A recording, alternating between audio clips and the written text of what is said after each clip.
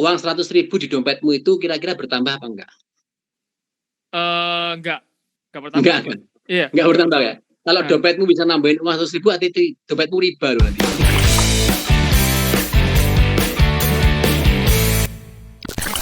Tapi yang sebenarnya nih Pak, ada berapa jenis riba sih Pak yang harus kita ketahui sebenarnya?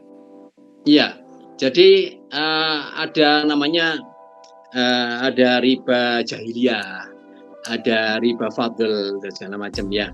Nanti mungkin bisa lebih dibahas lebih dalam kalau tentang jenis-jenis riba ini. Tapi yang jelas bahwa ada kesamaan di antara jenis-jenis riba itu. Bahwa riba apapun namanya itu adalah intinya adalah ada sesuatu transaksi yang goror. Goror itu tidak jelas. Jadi misalkan kita menukar uang tapi ditukar dengan sesuatu yang nilainya berbeda, itu juga bisa menghasilkan riba. Kalau kita transaksinya dengan rupiah ya kita hendaknya harus dikonversi dalam bentuk rupiah kan begitu. Walaupun kita bertransaksi luar negeri kan begitu. Ya kalau kita sampai mendapatkan keuntungan dari itu bukan berdasarkan transaksi itu bisa masuk riba. Tukar menukar barang misalkan seperti itu. Tukar menukar barang misalkan kita mau jual tukar menukar gitar dengan alat musik apa gitu. Ya mesti harus disepakati, barter itu mesti disepakati bahwa itu memang nilainya sama. Ada selisih dari nilai dari barter tadi itu bisa menjadikan riba. Saya mohon maaf agak agak lupa namanya, tapi intinya adalah nanti bisa dikonfirmasi kepada beliau-beliau yang memang ahli fikih muamalah ya tentang definisi dari riba itu sendiri. Tapi intinya adalah kalau kita bisa mengidentifikasi riba itu ada di dalam semua transaksi yang ada ketidakjelasan. Jadi tukar menukar barang tidak jelas, ada selisihnya itu bisa menjadikan riba. Ya, jadi kalau kita tukar menukar emas ya dengan emas dong. Emas 24 karat dengan 24 karat dong. Kalau kita barter. Kita barter komoditi gula dengan gula dong. Jangan sampai kamu tukar gula dengan beras. Apakah boleh? Terpaksa Pak, boleh Pak. Ya boleh nggak apa-apa, tapi harus benar-benar diukur betul. Gulanya nilainya berapa, berasnya nilainya berapa. Jangan sampai nantinya ada selisih di mana akhirnya menguntungkan salah satu pihak. Misalkan nih orang yang butuh beras ya, orang butuh beras kemudian dia punyanya gula, tapi dia butuh beras ya. Terus dia dong berasmu 1 kilo tak tukeri sama gulaku 1 kilo. Itu kira-kira benar nggak? Ya harus dihitung apakah benar nilainya beras 1 kilo dengan gula 1 kilo. Kalau itu sama-sama nilainya sama, rupiahnya sama, dikonversi dengan emas juga sama, it's okay. 1 kilo beras ditukar dengan 1 kilo gula nggak ada masalah karena ada kebutuhan. Tapi dengan satu syarat bahwa orang yang membutuhkan yang punya beras juga mau dan dia butuh gula juga kan gitu. Artinya gulanya dia bisa dipakai atau dijual dengan harga yang sama dengan berasnya tadi.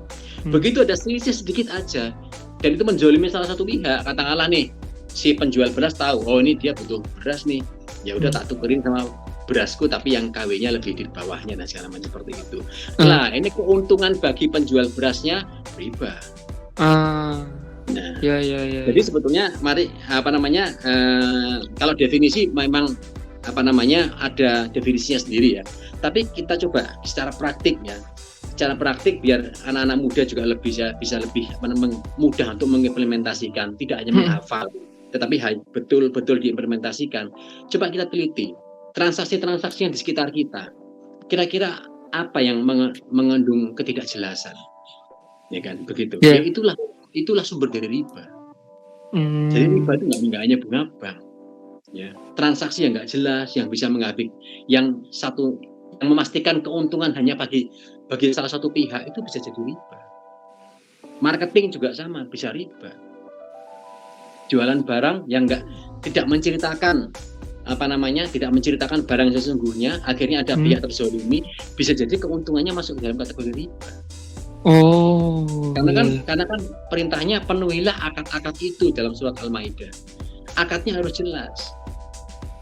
Contoh sekarang lagi musim negosiasi uang sekolah dan uang kegiatan. Kan begitu. Ya kan? antara SPP dan uang kegiatan. Yang banyak gray areanya ini kan uang kegiatan. Uang kegiatan kan akadnya uang kegiatan, berarti harus digunakan untuk kegiatan murid-murid. Ya, sehingga tidak boleh uang kegiatan ada sisa kemudian diklaim sebagai keuntungan bagi yayasan atau sekolah, tidak boleh. Karena akadnya adalah uang kegiatan. Begitu nantinya uang kegiatan sisa itu diklaim sebagai penghasilan bagi sekolah tersebut, ini riba. Ya kan? Karena ada yang terzolimi di sini. Siapa yang terzolimi? Orang tua wali murid. Kan saya bayar uang kegiatan. Kan ada kegiatan yang nggak bisa tercapai. Ada kegiatan yang tidak bisa katakanlah terlaksana karena pandemi dan segala macam. Yeah. Dia harus kembalikan dong. Atau dirupakan dalam bentuk kegiatan lain yang setara. Gitu. Nah, ini ya. Jadi kita lepas dari definisi ya, gitu. Nah, karena lebih baik, ayo mari kita keluar sejenak dari textbook. Tetapi teman-teman atau anak-anak sekalian semuanya, kaum muda ini bisa mudah mengidentifikasi riba. Karena kita nantinya nggak hanya cenderung berdebat bahwa ini nggak sesuai definisi dan segala macam. Pada intinya adalah riba itu muncul karena transaksi yang tidak jelas, goror, transaksi judi, ya, transaksi yang ada terzolimi. Begitu ada pihak terzolimi, itu bisa masuk dalam kategori riba. Hati-hati. Iya Pak.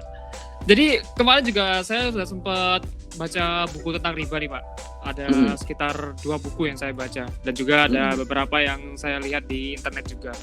Nah, ini ada istilah yang namanya barang ribawi, Pak. Okay. Barang ribawi itu yang seperti apa ya, Pak? Ya, contohnya barang ribawi itu barangnya yang naik turun harganya. Ya, contohnya seperti emas, ya, kemudian currency, mata uang, ya, barang komoditi, itu barang ribawi. Barang ribawi ini maksudnya bukan berarti kita tidak boleh bertransaksi dengan barang itu, tidak boleh beli, tidak. Boleh dibeli tapi cash and carry sebaiknya. Karena apa? Harganya naik turun. Kalau tidak cash and carry, takutnya ada goror nanti. Dan begitu, misalkan kita beli emas tapi harganya nanti aja ya, nah tidak boleh. Harga sekarang ditepati sekarang, kalau bisa dibayar cash. Itu untuk menghindari bahaya riba. Karena nanti kalau misalkan kita tidak bayar cash, nanti akhirnya mundur, harganya sudah berubah lagi. Nanti bisa jadi ketidakpastian ini. Harganya berapa sebetulnya, kan begitu. Bisa jadi, katakanlah kita beli emas sekarang ya, 100 gram harganya sekitar, kalau harga sekarang sekitar 70 juta kan gitu, sekitar 100 gram itu ya. Kan 700 ribuan per gramnya, atau 800 ribu lah. Kita 1 gram emas 800 ribu saat ini harganya. Kemudian aku yang ngangsur ya, beli emasnya ya, oke gitu. Nah, tahunnya nantinya setelah kita ngangsur setahun, harga emas tahun depan udah 1 juta. Nah, nantinya kan akhirnya harus dilunasi dengan harga berapa ini kan gitu. Kalau si penjual menginginkan bahwa ini harusnya dilunasi dengan harga 1 juta, ya kan? Ini nggak jelas berarti. Iya. Artinya menjolimi yang beli kan begitu. Nah, sedangkan kalau katakanlah harga emasnya 1 juta dilunasi dengan harga 800, mau nggak penjualnya kan gitu. Mending aku jual ke orang lain aja. Gitu. Akhirnya banyak praktik-praktik yang terselubung di situ akhirnya. Ketidakjelasan ini membuat banyak praktik terselubung, banyak penipuan, banyak akhirnya menimbulkan korupsi dan segala macam. Itu sebetulnya karena ada praktik-praktik celah-celah di mana ada ketidakpastian. Nah ini Pak, saya juga pernah dengar ternyata di sekitar kita sendiri itu banyak banget Pak jenis ribanya. Bahkan saya juga nggak tahu. Ternyata kayak pinjaman, kredit, tukar tambah, terus sama gadai, itu ternyata riba gitu. Itu benar nggak sih Pak? Iya. Yang ya itu. Jadi contoh misalnya gadai ya, gadai. Iya. Gadai itu kan sebetulnya kan tujuannya pinjam duit kan gitu. Ya kan pinjam uang kan gitu. Makanya kembali lagi, kalau itu akadnya simpan pinjam, menurut Islam nggak boleh nambahin. Udah mau ngomong apapun juga kalau kita simpan pinjam nggak boleh nambahin. Gitu. Artinya bahwa harus tolong menolong akadnya. Namanya Qardul Hasan gitu namanya. Makanya tolong menolong. Tapi kan Pegadaian hidup dari mana? Kalau nggak kalau nggak ada tambahan kan gitu kan, istilahnya kan core bisnisnya Pegadaian kan simpan pinjam kan begitu. Iya. Nah, makanya sekarang kemudian ada metode namanya Islamic Financial Engineering. Itu para ahli itu berusaha untuk bagaimana caranya agar bisa gadai itu syariah. Karena gadai itu juga ada tuntunannya di dalam sunnah itu ada namanya rohan, RAHN, namanya rohan. Nah, rohan itu gadai begitu. Nah, kemudian Pegadaian dapat dari mana penghasilannya? Bukan dari bunga. Kalau Pegadaian konvensional dapat dari bunga. Tapi kalau Pegadaian yang syariah dapat dari apa? Dari uang jasa penyimpanan aset yang digadaikan. Banyak sekali praktik-praktik riba. Tukar tambah juga sama. Kan tukar tambah kan. Yang ditukar yang sama ditambahin, nambahnya berapa harus sejalan dong. Katakanlah saya tukar tambah mobil nih, saya mau beli mobil baru. Mobil lama saya dihargain berapa? Gitu. Harus deal dulu di depan. Jangan bareng. Harus salah satu deal dulu. Mobil saya dihargain berapa? Deal dulu mobil saya terjual berapa. Katakanlah mobil lama saya dihargai 50 juta. Oke. Deal ya, deal. Oke. Jadi ada tanda terima dan segala macam. Kemudian baru tanda terima itu dipakai untuk membayar sebagian untuk beli mobil baru. Oh, berarti nggak boleh langsung gitu ya Pak ya? Jangan, kalau langsung kita nggak jelas kan itu. Artinya mobilku dihargai berapa? Tahu-tahu ketemu Pak nambahnya sekian. Loh saya tahu lah nambahnya sekian, mobilku dihargai berapa kan gitu. Oh iya Pak ya. Nah, nambahnya 30 juta Pak. Loh mobil saya dihargai 50 juta ya. Ya pokoknya nambahnya 30 juta Pak. Lah repot begini. Ya kan? Ya kan? Ada orang pihak-pihak yang mau ngambil untung dari jual beli mobil saya. Akadnya kalau dalam Islam tidak seperti itu. Akadnya harus lepas dulu akad yang pertama. Artinya mobil saya terjual berapa dulu dong kan gitu. Anda beli mobil saya berapa? Gitu. Ya udah saya deal dulu segitu, baru kemudian ini untuk sebagai DP untuk membeli mobil yang baru. Ini Pak, ada saja lagi Pak. Ini waktu itu pernah viral juga ceritanya. Jadi sekarang kan anak-anak muda ini, apalagi generasi Z ya Pak ya, itu banyak yang memakai e-wallet. Ya, e-wallet. Nah, kalau dilihat sekilas itu emang kayak kita tuh setor uang ke e-wallet itu gitu Pak.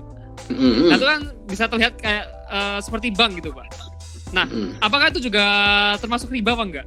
E-wallet itu? Ya, namanya e-wallet ya. Berarti kan dompet ya, kan gitu. Cuman dompetnya kan sekarang kan gitu. Dompetnya itu di cloud kan begitu, online kan gitu. Dompetnya gitu. Pertanyaan saya sekarang, uang 100.000 di dompetmu itu kira-kira bertambah apa enggak? Enggak bertambah. Enggak kan? Iya. Enggak bertambah ya? Kalau dompetmu bisa nambahin uang 100.000, artinya dompetmu riba loh nanti. Jadi uang, katakanlah kamu coba cek di dompetmu, katakanlah simpen uang 100.000, biarkan sebulan, nambah atau enggak? Di dompetmu, enggak kan? Dompet asli, ya enggak kan? Oh iya, enggak lah. Dompet asli enggak kan ya? Ya enggak kan ya? Enggak, gitu loh. Namanya juga e-wallet, berarti sarananya apa? Bukan sarana untuk menggandakan uang. Sarana untuk menyimpan uang secara virtual, secara online, agar apa nanti bisa bayar secara online kan begitu. Kayak sekarang saya deposit ke OVO, saya deposit ke link aja, ya kan? Itu kan untuk memudahkan saya bertransaksi kan begitu. Jadi yang tujuan saya adalah tidak niat untuk apa-apa, enggak, saya tidak mempersyaratkan apa-apa. OVO mau ngasih saya hadiah, monggo, tapi saya tidak mempersyaratkan apa-apa. Saya tidak mengharapkan hadiah dari OVO. Saya tidak mengharapkan hadiah dari link aja, enggak. Kalau link aja ngasih potongan-potongan karena diskon ini monggo, nggak ada masalah. Jadi potongan-potongan diskon karena kita bayar, katakanlah sekarang kan bayar dengan fintech jauh lebih murah, ada diskonnya kan gitu kan ya, ada ada segala macam. Enggak ada masalah kalau menurut saya. Karena apa? Ya karena kan memang kita tidak mempersyaratkan di depan. Dan tidak ada sebuah persyaratan bahwa kita buka OVO itu kemudian kita mewajibkan OVO untuk memberi cashback sama kita. Ada nggak persyaratan itu? Nggak ada kan? Nggak ada. Nggak ada. Berarti uang kita 100.000 pun kapanpun sampai OVO tetap 100.000. Walaupun nantinya kalau kita bertransaksi rutin dengan OVO, ya toh, ada namanya poin kan gitu kan ya. Iya, poin. poin bisa ditukarkan dengan hadiah-hadiah dan segala macam. Nggak ada masalah menurut saya. Itu bukan penambahan atas uang kita. Itu kan di OVO. Karena kita mau pakai OVO. Terima kasih teman-teman sudah nonton video ini. Jangan lupa like, comment, dan subscribe supaya nggak ketinggalan part ketiganya. Aku Wildan, Be Positive, Generation Z.